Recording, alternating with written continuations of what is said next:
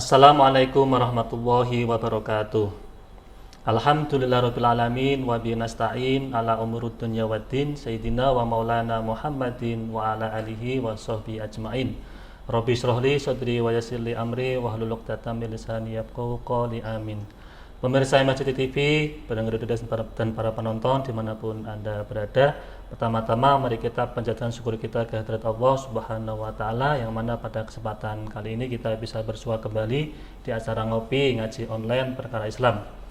Kedua kalinya sholawat dan salam semoga tercurahkan dari bahan Nabi Agung kita Nabi Muhammad SAW. Semoga mahabbah kita kepada baginda Rasul dapat memberikan kemudahan hidup di dunia dan kelak di yaumil qiyamah kita mendapatkan syafaatnya, amin amin ya rabbal alamin.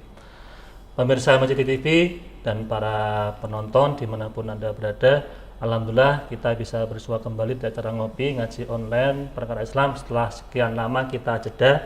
Dan pada kesempatan kali ini kita sudah sampai di episode yang ke-123.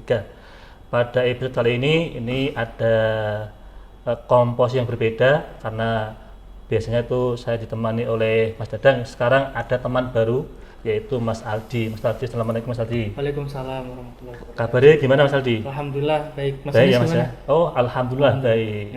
Nah ini Mas Aldi, karena mulai hari ini Mas Aldi sudah saya bayat untuk jadi co-host ngopi. Maka harus menemani ngopi saya sampai ke depan, sampai episode yang akan datang. Nah Mas Aldi, kira-kira untuk tema kita malam ini apa Mas? Tema kali ini itu menarik sih Mas. Ya, jadi tentang pendidikan ya Mas. Tentang pendidikan. Ya. Kenapa kok tema pendidikan kita angkat? Ada keluh kesah apa Mas Aldi itu kira-kira? Ya mungkin kalau tentang pendidikan itu banyak sih Mas Anis yang keluh kesah ya. Mungkin nggak cuma saya kayak yang mengeluh kesahkan pendidikan ya, Mas. Ya, apalagi di era sekarang ya Mas Anis itu zaman ketidakpastian mungkin ya. Jadi kita itu jadi semakin kesini semakin tidak pasti ya. Iya. Termasuk jodoh juga nggak pasti gitu ya. Waduh, iya kayaknya nih Mas Anis. Jodoh juga semakin belum menunjukkan ya. Karena mungkin karena kita kurang terdidik atau kurang berpendidikan itu. Ya mungkin kalau saya sih kurang cerdas ya Mas. Kurang cerdas mencari jodoh gitu ya. Karena mencari jodoh pun perlu kecerdasan gitu. Oke. Apa ini Mas Aldi? Kira-kira kenapa kok pendidikan kita angkat? Karena kalau menurut saya nih Mas Aldi, memang pendidikan saat ini tuh baru sebatas untuk memunculkan potensi diri, tapi tidak bisa menjadikan manusia itu bermanfaat bagi orang lain. Misalkan contoh, hari ini tuh kita dituntut untuk sekolah yang wajib itu berapa? 9 tahun. Nah, sekarang mungkin 12 tahun. Sampai perguruan tinggi. Oh iya. Tapi kenyataannya sampai hari ini juga marak sekali para sarjana itu juga belum bisa apa-apa Mas Aldi. Nah kira-kira itu apa itu yang jadi masalah itu apa? Waduh, kayaknya harus mendatangkan ahlinya sih ini Mas. Oh gitu. Nah, ya kebetulan ini narasumber kita juga menarik sih Mas ini ya, untuk membahas perihal pendidikan ini. Jadi seorang ya kalau tadi bilang kecerdasan mungkin ini juga cerdas ini karena langsung keturunan dari Rasulullah kan yang punya sifat patonah kan ya. Cerdas dia. Iya, termasuk ini durahnya Rasul. Iya. Nah, juga punya pendidikan yang mumpuni ya di bidangnya ya. Siapa Mas Aldi? Beliau itu saya panggil langsung aja Mas. Monggo. Saya telepon dulu, ini katanya beliau tadi udah di depan gitu ya. Coba saya telepon dulu ya. Assalamualaikum Habib. Oh sudah di depan Habib, di depan gerbang. Ya silahkan masuk Habib, nanti kalau masuk bilang aja Risma Pak gitu. Ya, biar gratis parkirnya Habib.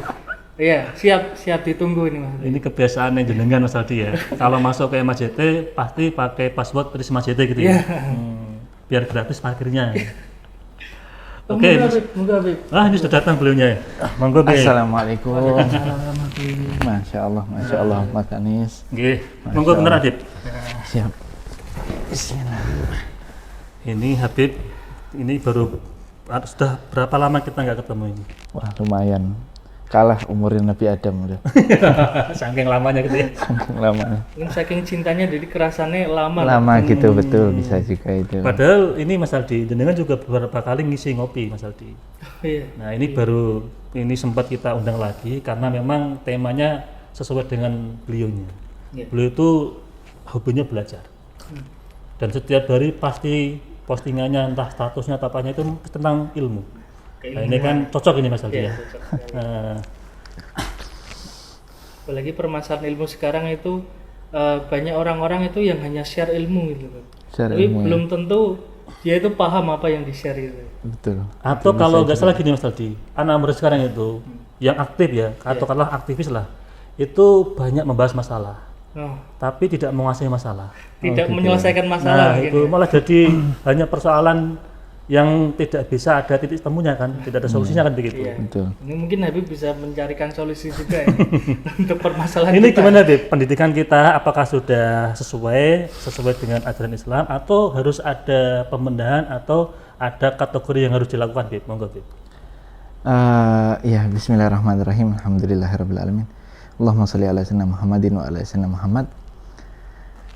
Pendidikan simpelnya sih gini, Mas siapa tadi? Aldi. Mas Aldi ya. Aldi Tahir bukan? Bukan, jangan Nanti disalahin. nyanyi saya Mas kalau Aldi Tahir. Jadi Mas Aldi, pendidikan itu kalau di dalam bahasa Arab itu diambil dari kata-kata tarbiyah. Namanya tarbiyah artinya dalam bahasa Indonesia nanti artinya pendidikan. Nah, Makanya ada fakultas tarbiyah ya. betul. Itu kuliah saya Mas. Oh, Kuliah. tarbiyah ya Mas. Pantesan dia temanya milih ini. Nah, tarbiyah atau pendidikan tadi itu definisinya atau lebih akrabnya prakteknya.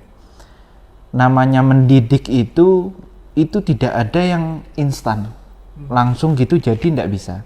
Yang namanya mendidik itu sedikit demi sedikit nanti dia menjadi apa? Bukit. Menjadi bukit. Betul memang seperti itu. Didiknya dikit demi sedikit nanti dia baiknya itu berangsur. Gitu, pinternya berangsur. Nggak ada orang itu satu malam langsung jadi ulama. Satu malam langsung ahli psikolog. Satu malam langsung bisa arsitek kan nggak ada. Itu artinya apa? Tarbiyah, pendidikan. Itu kalau di dalam harus melalui proses gitu ya. Melalui proses itu definisi yang ulama-ulama sebutkan di dalam kitab apa namanya bahasa Arab itu menyebutkan seperti itu.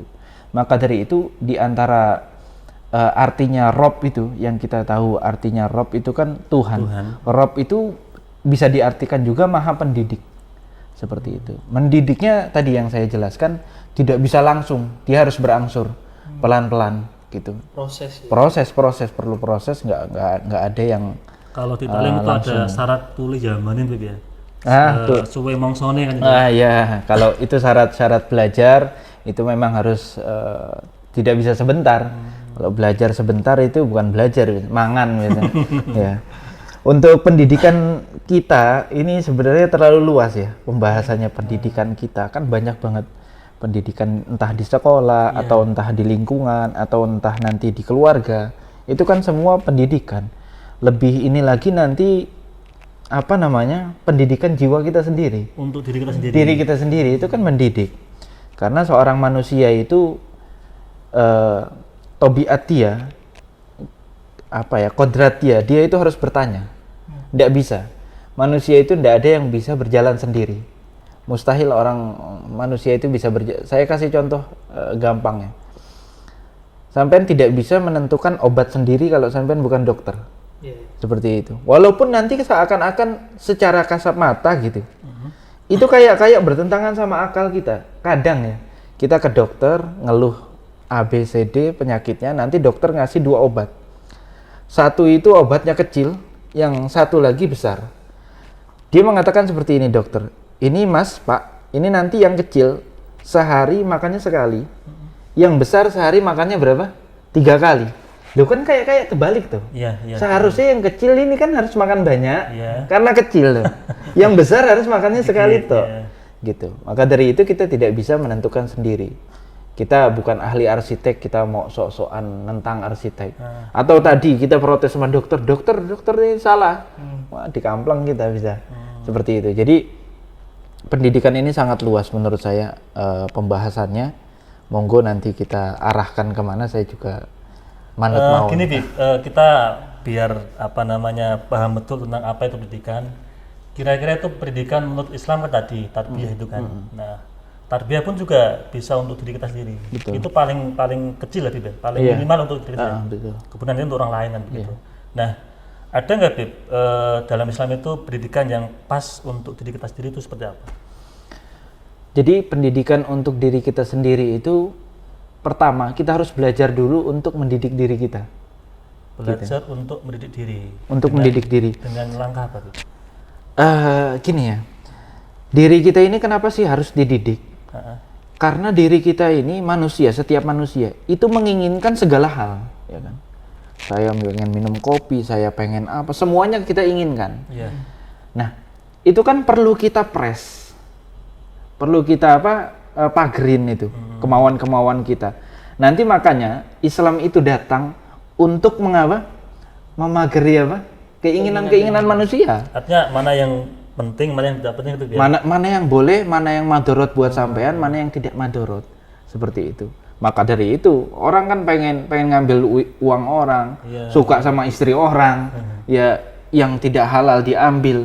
Itu semua itu dibatasi oleh syariat. Untuk apa gunanya? Agama ini datang hanya satu gunanya, untuk membatasi keinginan-keinginan kita yang dianggap sama syariat tadi tidak baik. Dan kalau kita teliti memang tidak baik nantinya. Nah, itulah yang kita anggap, oh berarti pembatasnya itu agama, Beb. Kalau memang seperti itu berarti kita harus belajar agama. Oh, berarti yang perlu kita pelajari yang pertama itu agama. Agama. Karena kita mengetahui diri kita ini banyak keinginan, dan nanti yang bisa membatasi keinginan kita, yang bisa memilih mana yang baik, mana yang buruk itu agama. Karena sekali lagi, Beb, kenapa kita, mungkin ada pertanyaan seperti itu. Kenapa enggak kita aja, Beb, yang menentukan baik dan buruk? Apakah yang Mas Anies anggap baik itu pasti baik di realitanya? Enggak mesti. Enggak mesti. Maka dari itu kebaikan dan keburukan itu agak sulit menentukannya nanti. Ya. Kalau kita tidak ada, ini manhaj Ahlussunnah wal Jamaah ya.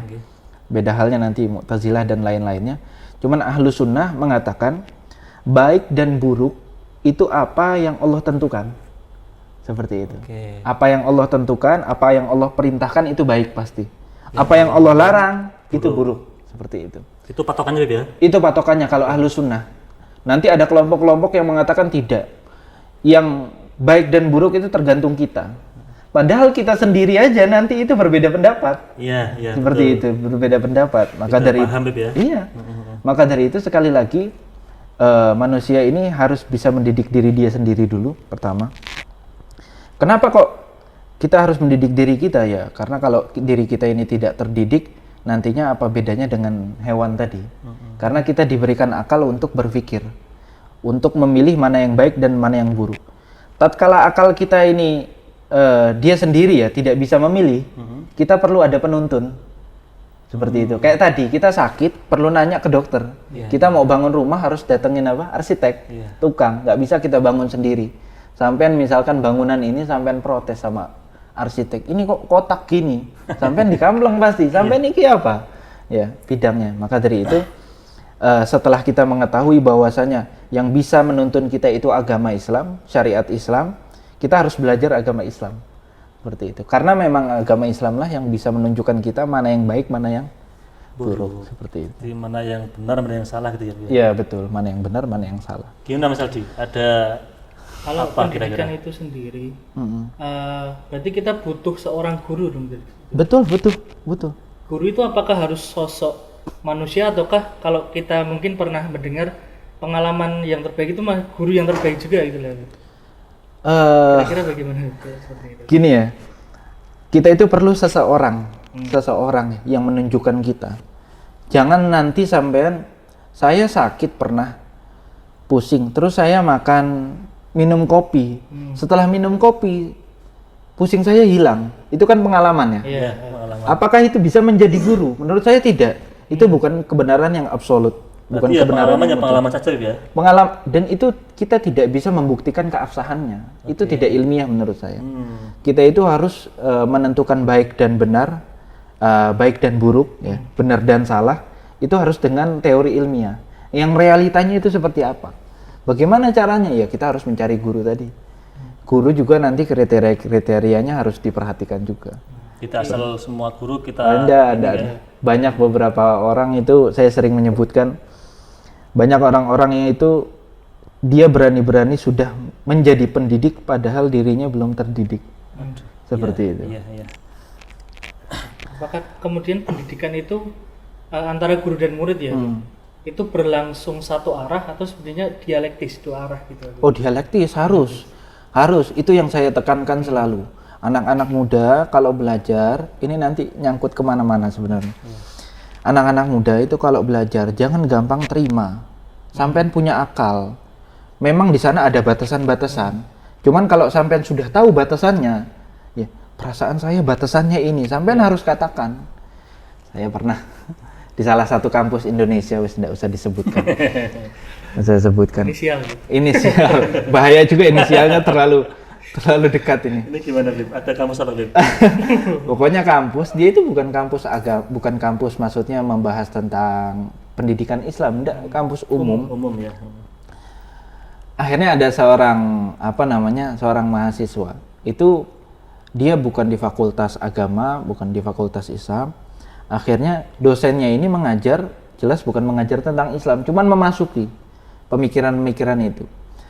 Mahasiswa ini ya jelas dia dari keluarga yang baik-baik, keluarga yang Islami, bahkan keluarga yang memahami agama dalam gitu, sangat dalam. Akhirnya dosen itu tiba-tiba masuk kelas memberikan materi tentang agama dan bahaya sekali. Dia sampai mengatakan, saya itu bangga sekali sama ada anak. Jadi dosennya cerita, saya bangga sama ada anak, dia itu tiba-tiba mengatakan kepada saya itu tidak percaya adanya agama. Saya itu bangga menjadi ateis. Seperti itu. Saya suka sama orang seperti ini karena akalnya bebas. Kata dosen itu. Nah, mahasiswa yang tadi ini yang paham agama, dia sebagai diri dia seorang Islam, dia kan punya batasan. Iya. Setahu saya, orang yang tidak mengakui agama itu tidak ada. Karena semua orang walaupun ateis itu mengakui itu ada agama. Dia mengakui ateis itu sendiri. Ateis itu kan agama. Loh, Tuhannya mana ya? Tuhannya pemimpin dia itu atau akal dia yang salah itu, seperti itu. Akhirnya pas ditentang, dosennya malah marah. Seperti itu. Oh, kamu ini tidak open minded, tidak, mindset kamu ini tidak terbuka, pemikiran rasional kamu tidak terlalu rasional kamu ini kalau berpikir. Kalau kita lihat di sini yang tidak rasional siapa? Ya, jadi seorang mahasiswa menentang itu sudah tidak boleh. Padahal di dalam segi keilmuannya, sampean lihat di sejarah Islam dimanapun, dari zaman mungkin yang lebih masyhur, Imam Syafi'i itu punya guru Imam Malik. Imam Syafi'i itu bukan hanya menentang Imam Malik, buat madhab baru. Ya, madhab baru. Bukan hanya menentang satu pendapat, enggak, madhab seluruhnya dirombak. Seperti itu. Jadi betul. Padahal gurunya itu punya madhab, dirombak. Karena ilmu agama tidak seperti itu dibangun. Ilmu agama itu dengan bertanya. Ilmu agama tidak dibangun kita itu. Ini bagi yang orang udah memiliki basic ya. Dia tidak hanya harus enggak bisa. Kalau sampai sudah mengerti batasan-batasan, basic-basic di dalam agama Islam, tatkala kalian belajar, jangan gampang terima. Seperti itu. Soalnya kan banyak kasus ya di beberapa instansi pendidikan, entah itu apapun, itu ada yang melakukan hal-hal yang mungkin di luar batas agama ini. Betul. Dalam dalihnya itu ya menuruti guru gitu loh. Iya, loh. Sampai ya ini di semua kampus ya. Di semua kampus mungkin hampir seperti itu. Sampai menentang guru pasti nanti lulusnya juga agak susah. Agak sulit ya. DDO langsung wah lebih bahaya itu. Menurut saya pernah satu di kampus itu di kelas itu kayak gitu, jadi ada guru dosen tuh kan nangin, tapi kita ini TikTok komplain nggak terima itu loh dengan apa yang disampaikan, terus marah-marah itu dosen, akhirnya kita yang ngalah, biar nanti nggak jadi polemik di belakang hari kan gitu kan. Iya, suatu hari ya. Tapi memang itu benar ya, artinya kita itu kalau belajar harus dialektik, harus ada dua komunikasi ya. Iya, betul. Ibn Abbas pernah mengatakan ilmu ini didapati dengan lisanun sa'ul, kata beliau, lisan yang selalu bertanya. Seperti itu. Kalau kita diam, makanya di dalam salah satu perkataan, ilmu itu tidak menerima orang yang mutakabir, yang sombong. Sombong itu seperti apa? Dia itu tidak mau nanya. Tidak mau nanya kadang ada dua hal. Dia sombong atau dia malu. Seperti itu. Itu tidak bakal dia mendapat ilmu seperti itu. Berarti nggak boleh kayak gitu. Tidak boleh. Harus bertanya, harus ditanya. Guru itu Kan harus. terkadang juga karena saking takdirnya kepada guru, akhirnya kan malu bertanya juga ada, Bib. Wallahu alam ya. Orang-orang ini banyak jatuh dalam pemikiran dualisme. Dualisme ini seperti ini maksudnya. Dia itu memikir bahwasanya tatkala kita menentang guru itu sudah kurang ajar. Padahal tidak seperti itu. Kita bisa saja bertanya, menentang dengan cara yang beradab. Ya kan? Itu menurut saya bukan dua hal antara ada dan tiada. Tidak, dua-duanya bisa bergabung gitu. Ya. Bukan dua hal yang tidak bisa digabungkan. Jadi jangan dikatakan kalau sampean kok nentang guru sampean, ini tidak ada akhlak. Kan biasanya seperti itu. Tidak dapat futuh. Padahal kita bertanya. Ya, itu tidak ada sangkut pautnya. Kecuali nanti ada orang-orang memang tatkala bertanya itu gaya dia itu mungkin tidak apa ya, tidak beretika, tidak sopan. Jadi apa namanya, hafidhahullah, guru saya Habib Abdullah Baharun. Saya itu sering sekali duduk-duduk sama beliau. Yang terakhir saya masih ingat, saya jadi waktu itu bulan puasa, hari terakhir dalam bulan puasa. Saya waktu itu sempat diskusi sama beliau tentang hilal, masalah hilal. Pokoknya agak panjang. Singkat cerita, sampai di titik kita itu, itu pendapat ente, seperti itu. Akhirnya saya itu temenan sama anak beliau. Anak beliau ini guru saya, Gusnya lah bahasanya, saya temenan. Habis itu kita buka bersama bareng. Guru saya di sini, itu di depan saya, anaknya saya di sini.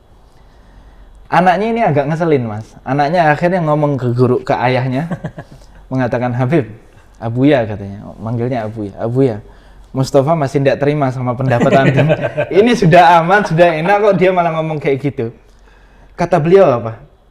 Ini kata-kata yang tidak bisa saya lupakan. Ikhtilaful qadiyah la yaqtadi fasadul hub, kata beliau. Perbedaan pendapat itu tidak berarti cinta di antara kita itu rusak. Wah, itu menurut saya dalam sekali itu. Menjunjung tinggi dialek seperti itu. Ya, artinya kan gara-gara kita beda pendapat, jangan sampai kita terus bercerai-berai kan, Bib, ya. Iya, itu kekanak-kanakan itu biasanya. Kan juga Rasul juga ada ya mengatakan ikhtilafu ummati rahmatun. Iya, betul. Makanya saya yang dari cerita tadi saja, saya itu kalau mikir lagi padahal saya ini siapa, beliau ini siapa, seperti itu. Ya nggak bisa dibandingkan, cuman kok beliau masih mau menerima. Beliau itu kalau ngajar S2 di sana, itu cuma diskusi tok. Tanya jawab terus. Terus debat terus, benar-benar debat itu. Kadang beliau itu sampai ngangkat suara. Kita juga ngangkat suara kadang. Iya. Berarti hidup ya itu ya pembelajarannya. Wah, hidup sekali ilmu itu. Setelah itu biasa kita tetap takzim sama beliau, kita malah nambah takzim. Kita mentakzimi beliau karena memang beliau guru kita. Dan mentakzimi karena ilmu beliau sangat luas. Seperti itu. Di proses pendidikan beliau itu mungkin tidak membuat murid itu tegang ya? Enggak, sama sekali enggak. Lebih menyenangkan kan? Wah, sangat menyenangkan. Justru kalau nggak ada yang nanya, beliau nanti marah. Seperti itu. Nah, sering sekali itu. Saya juga dulu kalau kuliah itu kalau dosen bilang ada pertanyaan itu pasti pada diem itu. Gitu, karena takut. Itu jangan-jangan sampai sekarang seperti itu. Antara takut atau memang tidak paham sama pembahasan. Gitu. Jadi memang harusnya proses pendidikan itu, belajar itu juga harus menyenangkan. Betul, harus dari dua sisi menyenangkan. Artinya dua sisi ini kan harus saling berusaha, Bib, ya? Betul. Jadi tidak hanya guru saja yang berusaha untuk memahamkan murid, tapi murid juga harus berusaha untuk paham. Betul. Terus ini, Bib, fungsi akal untuk pendidikan gimana, Bib? Korelasinya, Bib? Kan juga penting ini. Iya. Itu tadi sebenarnya sangkut pautnya sudah kita pegang, cuman masih samar. Tatkala kita ini di dalam pendidikan atau belajar itu, kita harus bertanya, kita harus mencari kebenaran. Itu kan kita harus menggunakan akal kita. Jangan hanya orang ngomong apa kita iya, orang ngomong A kita A, B, B. Enggak seperti itu. Pendidikan itu dibangun dengan akal yang sehat. Jangan sampai kita itu kalau seperti itu kan kayak domba, Mas. Ya, penggembalanya suruh ke sana, nyabet kemana, kita kemana, seperti itu. Itu nggak bakal maju seperti itu pendidikan.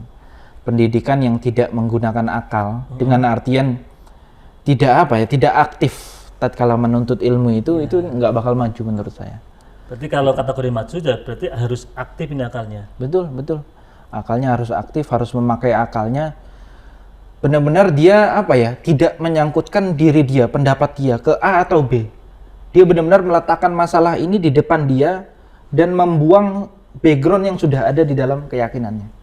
Seperti itu. Nanti dia buka sendiri. Kayak seperti itu. Bisa nggak Bib, benturan antara akal dengan keyakinan itu Bib? Kan antara syariat gitu. Iya. Nggak bisa menurut saya. Karena syariat itu tidak bertentangan sama akal. Masuk akal Malah masuk akal. Jadi kalau misal Bib itu orang-orang kafir banyak yang pinter-pinter, kok dia nggak masuk Islam?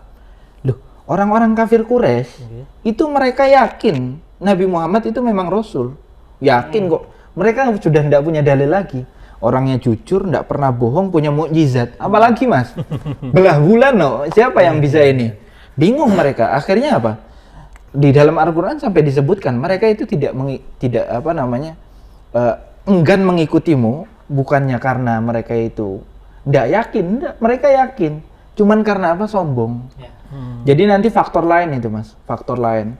Jadi sekali lagi Islam itu tidak ada bertentangan dengan akal.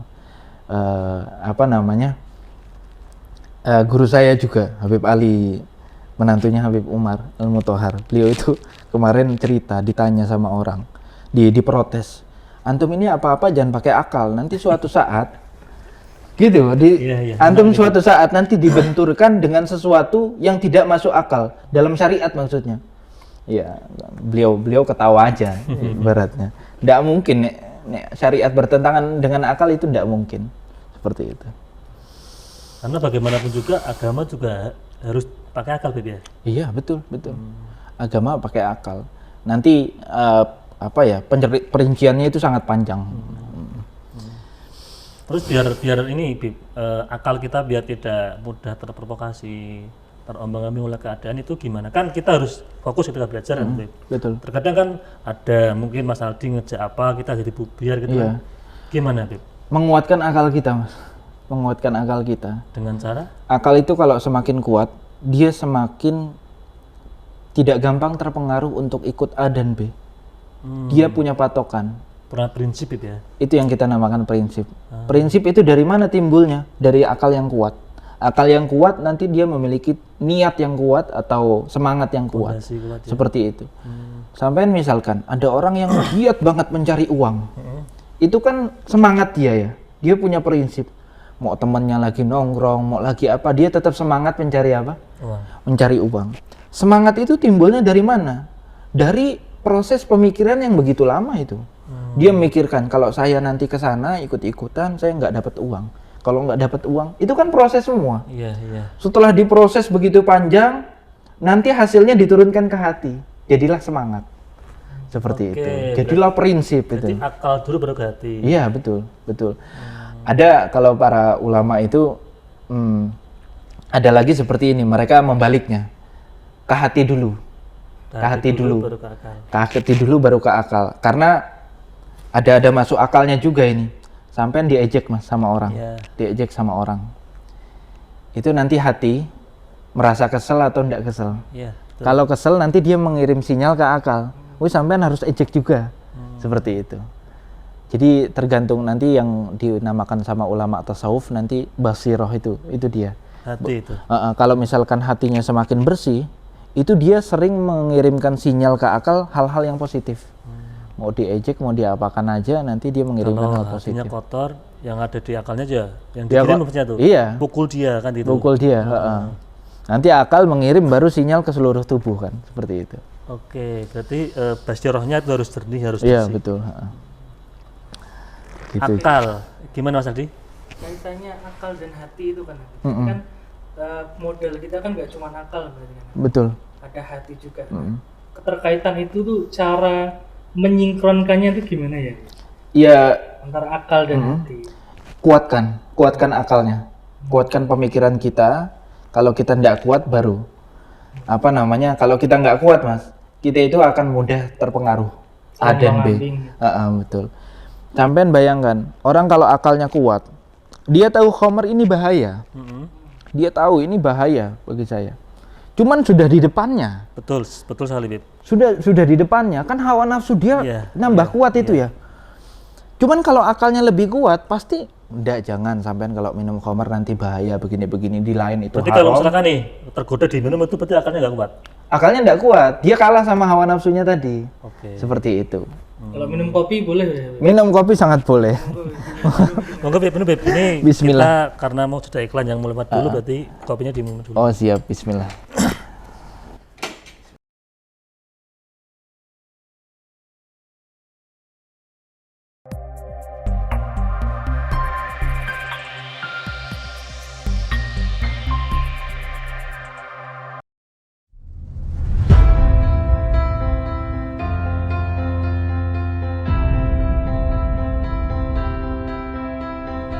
Masjid Agung Jawa Tengah kini hadir dengan berbagai pelayanan dan fasilitas yang membanggakan.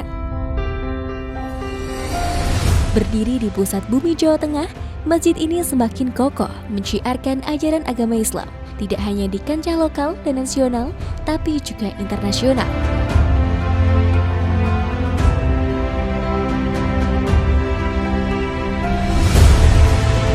Mengikuti perkembangan dan kebutuhan masyarakat, Masjid Agung Jawa Tengah mempersembahkan sebuah lokasi yang mengantarkan, lokasi yang membekali untuk ibadah yang suci, manasik haji dan umroh Masjid Agung Jawa Tengah.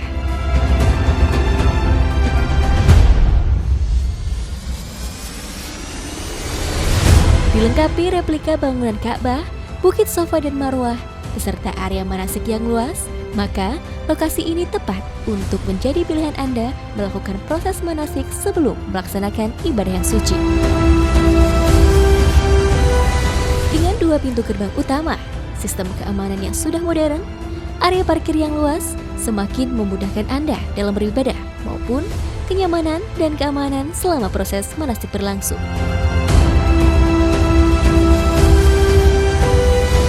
Hal penting lainnya adalah kemudahan akses untuk penginapan Hotel Geraha Agung, akses oleh-oleh Semarangan dan Jawa Tengah, tempat beribadah yang nyaman, juga akses wisata kota Semarang untuk sekedar memanjakan mata, menikmati hamparan kota dari atas menara. Tentunya, ini semua demi pelayanan yang mengedepankan kepuasan Anda sebagai pelanggan. Dengan berbagai macam kelebihan tersebut, maka lokasi manasik di Masjid Agung Jawa Tengah layak menjadi pilihan Anda sebelum melaksanakan ibadah yang suci ataupun untuk proses pendidikan putra-putri kesayangan.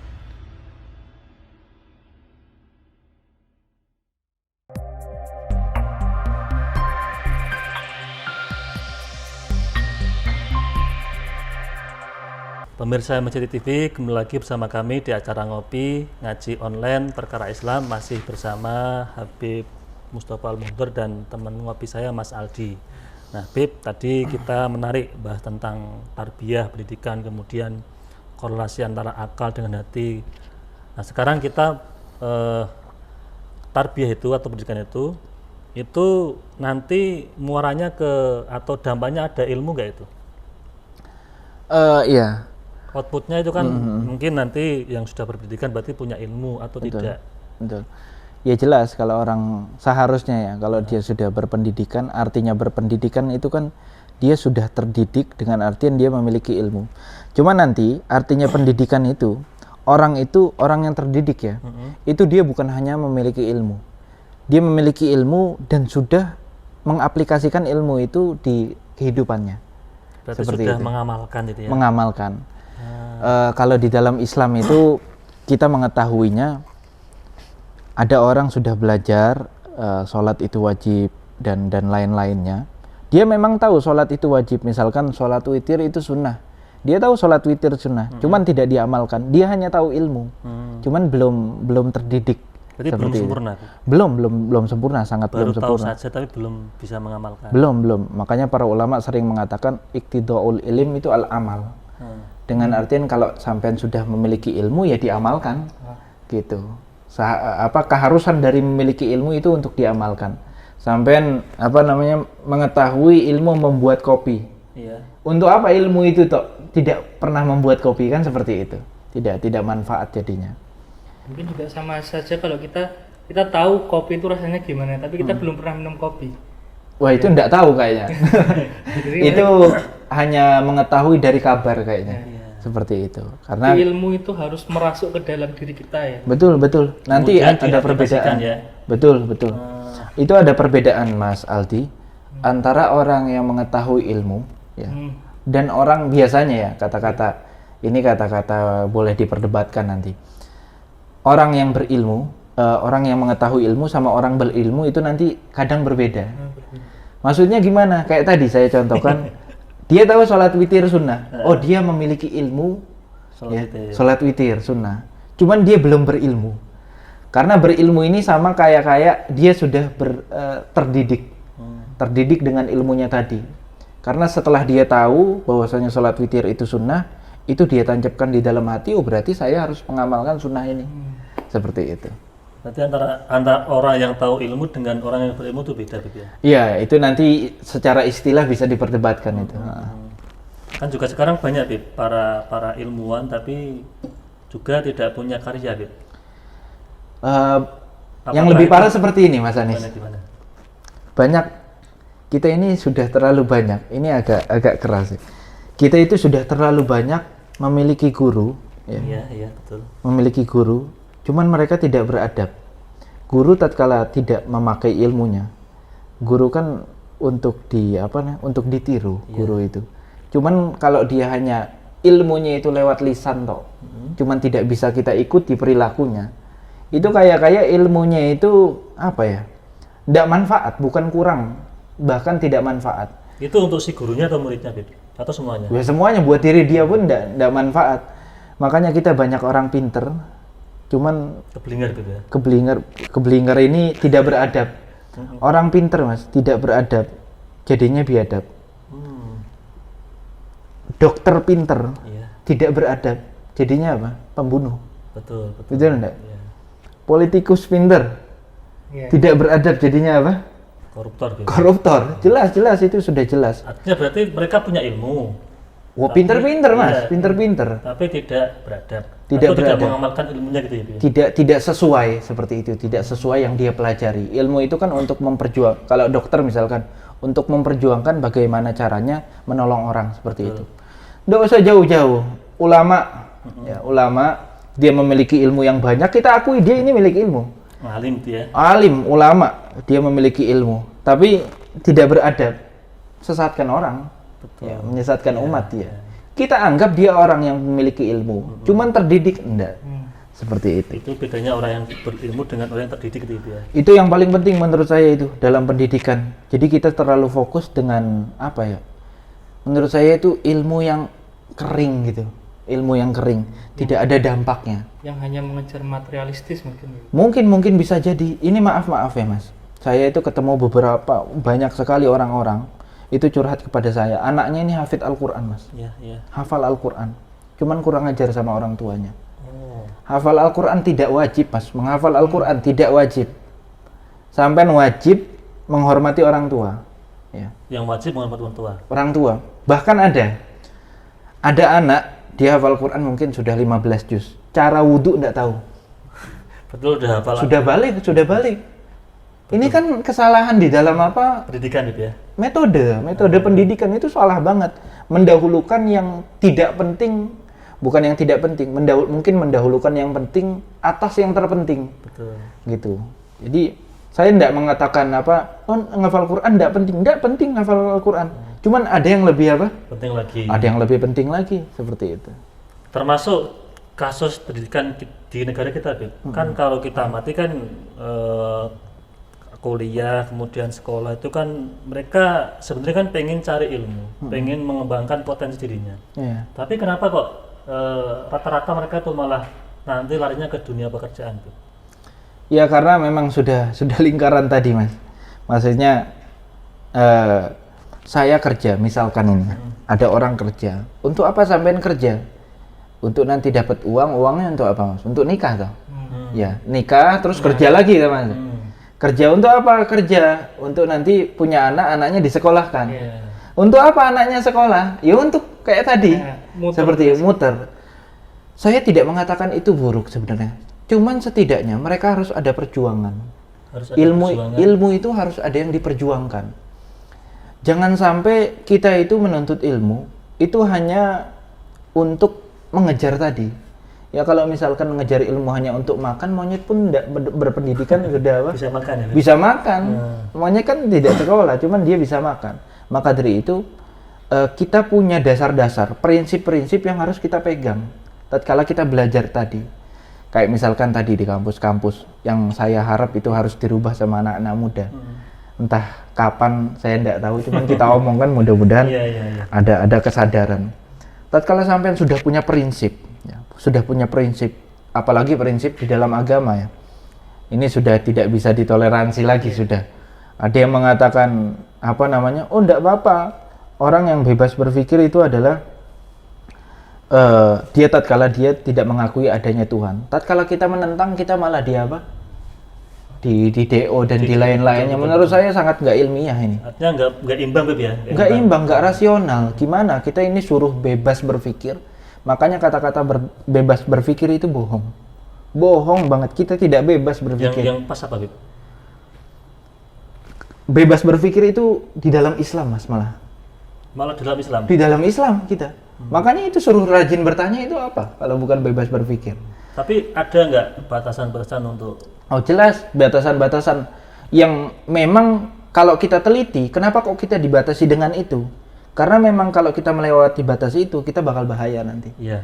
Seperti itu, kita bakal terjerumus dengan hal yang lebih buruk. Seperti itu. Berarti harus ada perjuangan ketika kita untuk ilmu. Tidak hanya sebatas semata-mata untuk mencari dunia saja, Beb. Iya betul, sampai jadi dokter monggo, sampai jadi arsitektur monggo, bagus dan harus. Sampai jadi politikus monggo. Cuman sampean harus ada prinsip-prinsip, dasar-dasar yang jangan sampai sampean itu kalah hanya dengan sepeser uang gitu. Seperti itu. Begitu juga ulama nantinya. Terakhir nih, Bib, pertanyaan terakhir. Siap. Jadi nanti output dari pendidikan kita itu sendiri itu menghasilkan manusia-manusia yang pintar apa manusia-manusia yang bahagia gitu? Kalau menurut pandangan saya menghasilkan manusia-manusia yang pintar dan berpendidikan. Maksudnya berpendidikan apa?